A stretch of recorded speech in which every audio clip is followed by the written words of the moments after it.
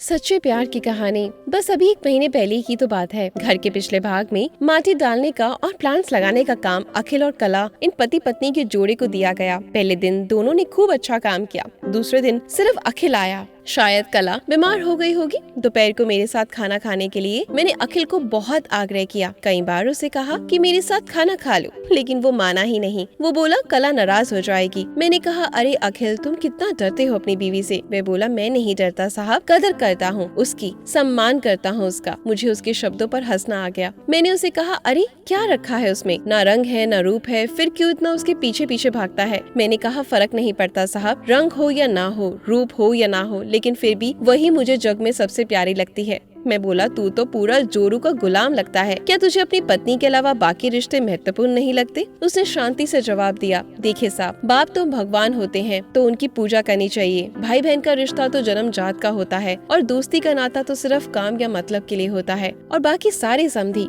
मतलब के लिए होते हैं। अब देखिए, जैसे आपका और मेरा नाता भी काम और पैसे का ही है, लेकिन पत्नी हमारे कोई नजदीकी रिश्तेदार तो नहीं, फिर भी वह अपने सारे संबंधों को छोड़कर हमेशा के लिए हमारी हो जाती है और हमारे हर सुख दुख में, हर दिन रात में, हर ऋतु में हमारा साथ देती है। आप मानो या ना मानो, पत्नी सिर्फ एक रिश्ता नहीं है, वो कई रिश्तों का भंडार है। जब वह हमारी हर इच्छा पूरी करती है, हमारी देखभाल करती है, हमको लाड लड़ाती है, तब वह किसी माँ की भूमिका निभा रही होती है। जब वह हमें अपने वर्तमान परिस्थिति की समझ देती है और जब हम अपनी कमाई उसके हाथ में लाकर देते हैं, तब हमें विश्वास होता है कि वह उसका सही इस्तेमाल करेगी और हमारे साथ कुछ बुरा नहीं होने देगी। तब वह बाप की भूमिका निभा रही होती है, जब हमारे बारे में चिंतित होती है और जब वह हमें हमारी गलतियों को बताकर उसे सुधारने का मौका देती है। तब वह किसी बहन की भूमिका में होती है, जब वह हमें अपनी नई नई इच्छाएं बताती है, हमसे किसी चीज की मांग करती है, नखरे करती है,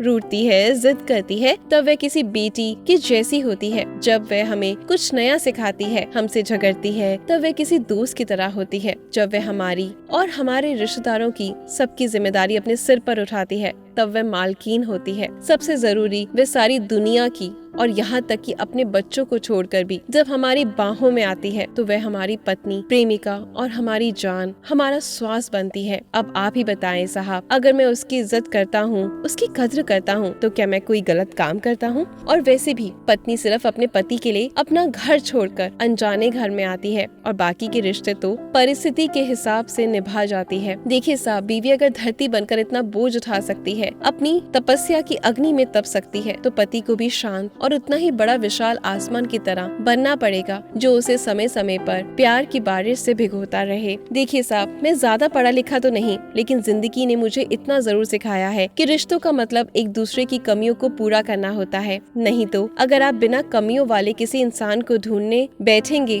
तो जिंदगी भर अकेले रह जाओगे। फिर हो गई, मैं चाहता हूँ, कहकर अखिल वहाँ से जाने लगा। मैं उसको पीछे से जाते हुए देखता रहा, बस देखता रहा। आज इस मजदूरी करने वाले आम इंसान में मुझे बहुत बड़ा उपदेश देने वाला गुरु नजर आ रहा था। उसकी वो बात की पत्नी कैसी भी हो, उसका मान देना, उसकी इज्जत करना, देखभाल करना हर विवाहित पुरुष का प्रथम कर्तव्य है और ये गुरु ज्ञान मुझे जीवन भर याद रहेगा।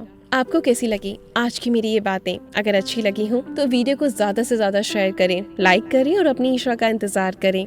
हमसे दोबारा मुलाकात होगी कल सेम समय। धन्यवाद।